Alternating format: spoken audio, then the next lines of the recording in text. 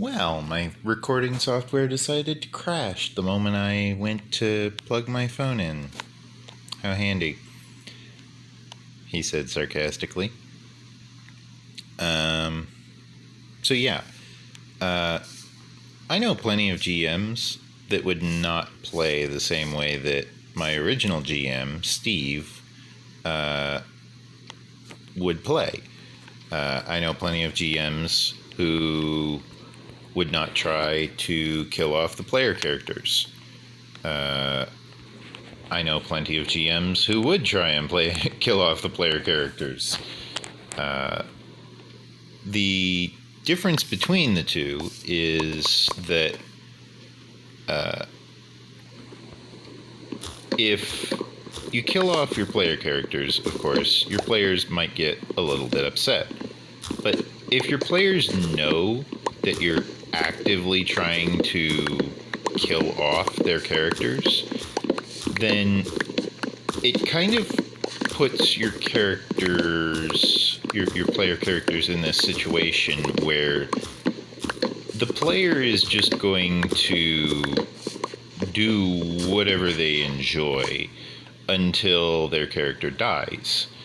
Because, simply put, the character itself will be treated as some form of throwaway pastime sort of situation, metaphorically speaking. The character will end up getting treated differently, allowing the player to relax more so that the player is more free to choose whatever path of entertainment the player might prefer. For example, the player might prefer to go somewhere that is, I don't know, more dangerous than they would normally pick, simply because they know you're trying to kill them. So, of course, everything they encounter is probably going to try and kill them. If they encounter some friendly merchant, well, they have to be worried about the merchant wanting to just stab them in the back. Why? Because you already told them their character has a tendency to become this overpowered god because, for whatever reason, they're just really good at surviving. So you're actively trying to go out of your way and find things that will take them out. You're going to challenge them. You're going to provide some form of opposition that will actively try and stop the player.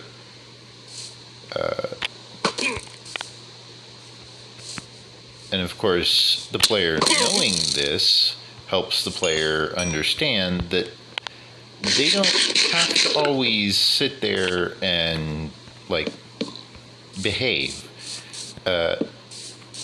Players will get up to more shenanigans that way. They'll take more risks. They'll do things they wouldn't normally do. This isn't always a good thing, because some players, of course, should take fewer risks, but some players should really take more risks. And it's those players that you really want to get in touch with and foster some form of bond with, because it's those players that really provide the best role-playing.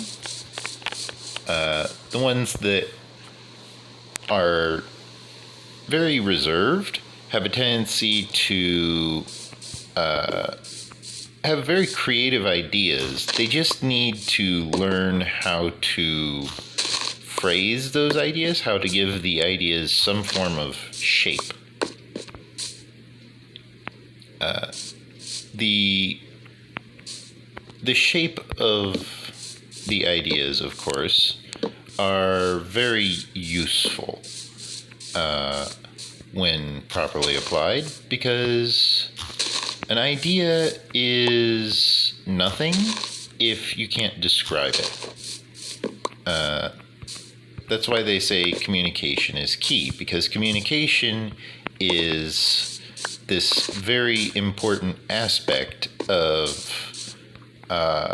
being able to explain your stance on a matter, as well as being able to communicate what it is that you want.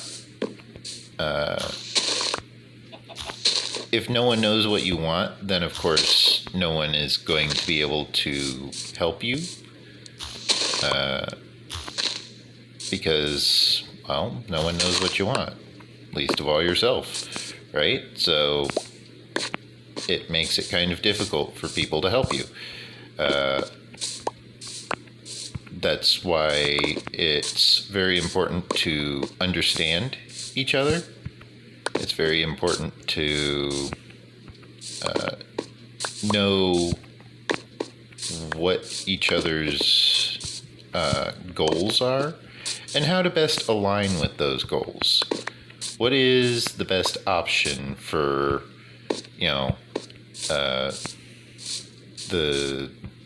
the character to achieve what they desire? What would make the character feel as though it was a worthwhile accomplishment for them to go through whatever it is they went through? They need to have a goal that's worth fighting for, is one way of putting it. They need to not just be given whatever they ask. Because if you're given whatever you ask, that reminds me of the D&D campaign where I was asked to create a level 100 character. Being given whatever you're asked freely just because you asked for it doesn't exactly result in a very fun game. There really should be some form of effort applied. But of course, in order to know how to apply that effort, one must know the rules of the game. If you don't know the rules of the game, then you're not going to have much fun anyways. So, there's that to consider.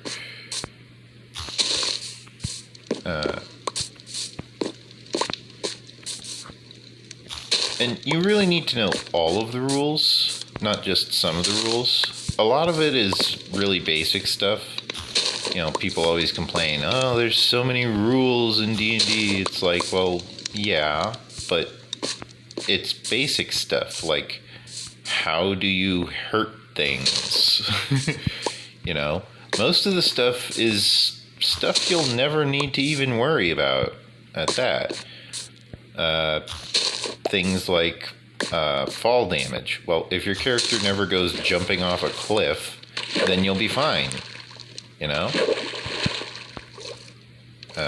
if you do jump off a cliff, pro tip, land feet first, and remember to relax your body, because you're going to feel that. And it would seem my storage space is already starting to run out because I have recorded so much footage today. Boy. Today has been a bit of a hot mess, considering the recording software keeps crashing on me. So this is going to be uploaded in so many parts. I think it's 7 parts, maybe 8 parts. The compiled version will, of course, be mostly unaffected, except for, maybe it'll get released a little bit later.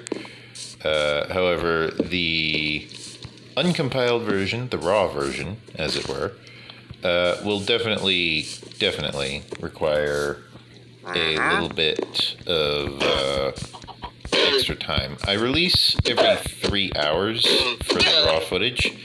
However, exactly release vast quantities of footage all at once. Like, I can't do 8 uploads a day, for example. I mean, I can, but YouTube would kind of start getting upset. If anything went wrong, I wouldn't really be able to re-upload except for twice. This guy's a really good one trader. I want to let him live. But yeah, you can only upload 10 videos a day, by the way, on YouTube. You might not have been aware of that. I was unaware of that until just a few days ago when I was trying to figure out why YouTube was taking forever. And I think it's the captions. It just needs to handle the captioning better, or quicker, I should say. If it can, then that would probably fix the speed issue on YouTube. If I manage to upload 10 videos in a day, then I can't upload anymore for whatever reason. There really should be a way to bypass that. Like, even if you had to pay, there should be a way to bypass it. There currently is not. You either, have the ability to upload that many times per day, or you don't. There is no in between. There's no way to pay to increase the number of uploads per day you're allowed or anything like that. You're just kind of stuck with whatever you uploaded, and they don't tell you in advance that there is some limit. They'll just say, oh, well, you already hit your limit for the day. Try again in 24 hours, which is not entirely accurate. It might not be 24 hours. They just want you to try again after midnight, which is much more accurate. Try again after midnight is very accurate. Try again in 24 hours, not so accurate.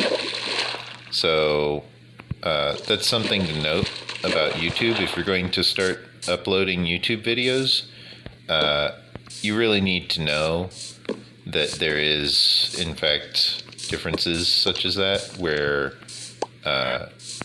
it might say upload in 24 hours, but it's not going to actually need you to wait those 24 hours. Let's see. Yeah, I don't need any of that. I do, however, need to put those in there. As you can see, we have some bone meal. Not enough for another bone block yet, but we're getting there. We have made quite a sizable dent in torching up this place with pumpkins. It's very speckled now. And the rest of the map is mostly untouched.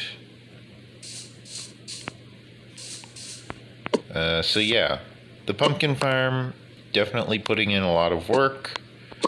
We cleared out a lot of the underground, which is great. But for the most part, we currently just need to have more pumpkins. We need to have way more pumpkins. So many more pumpkins. I will, off camera, move the pumpkin farm back. I will offset it back. Actually, I might do that on camera. But I will remind you now to like, comment, subscribe.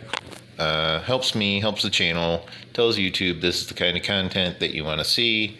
And remember to stay safe out there, because, I don't need my viewers getting sick. I don't need, my subscribers getting sick. I want you people to stay healthy. If you want to donate money to me, I have a Patreon page in the About section of my YouTube profile. Feel free to check it out. Patreon.com/BlueNexusGaming. I try to upload quality content here. I've not really done anything on Patreon yet because it just has not become a factor in my plans yet. It's in my plans, it just hasn't done anything for me yet, so I haven't really done anything for it yet. I will put in effort for that if it does become a thing. I do not need these extra feathers. No, I don't need the extra feathers. Drop the feathers. There we go.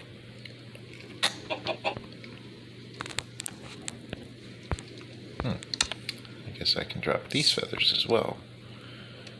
So yeah, I try to upload regularly. If I fail to upload on time, if you're wondering what my time zone is, it's Eastern Standard Time. So if you want to sync your schedules, my first upload for the day starts at 3 a.m. If that's too early for you, then don't worry, it's YouTube. You can just watch it later. The YouTube algorithm keeps track of the most recent 48 hours for the most part. So if you really want to help me and help the channel, just make sure you check back every day. I try and keep the quality good. And I also will make some more progress off video, off camera, mostly with just fishing. I'm going to try and fish up some enchantments for my armor, because with this much diamond, I actually have enough for some diamond armor. So I want to go ahead and craft some diamond armor in order to allow myself the ability to just basically survive a lot better. I hope that my videos have proven entertaining, useful, informative, perhaps a mixture of all of the above. And I really hope that you enjoy the content. I hope you share the content with your friends. I'm open to suggestions. I cannot live stream until I get 1,000 subscribers, so definitely remember to subscribe. Once again, like, comment, subscribe. Helps me, helps the channel. It's very good stuff. This place looks a lot different with this spawn-proofing shader. But yeah, you can see the level of detail that I go through to make sure that, I knew it, to make sure that this place is, that this channel is giving you quality content that you will enjoy. I try and make sure that everyone enjoys it. I try and ensure that I cover a lot of details. I try and make sure that I don't miss out on anything, because I don't want people to feel confused or lost when they watch. I want people to be able to enjoy the content that I produce. Also, at the bottom of this staircase, way over here, if I just dig ahead a little bit more, I'll apparently find some diamonds. I noticed this when I was looking with the x-ray. I'm like, I wonder, how close was I to just finding diamonds? Turns out it's like 6 blocks, 7 blocks away. So I'll just dig ahead, get these diamonds.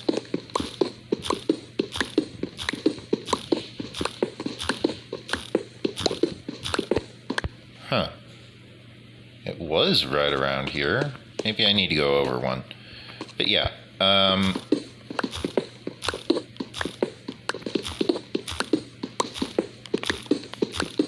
like it was not far away. The fact that I found gold first is a bit surprising. There's redstone. I wonder, does redstone make it not spawnable? No.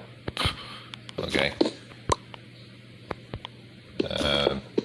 Plenty of other ores.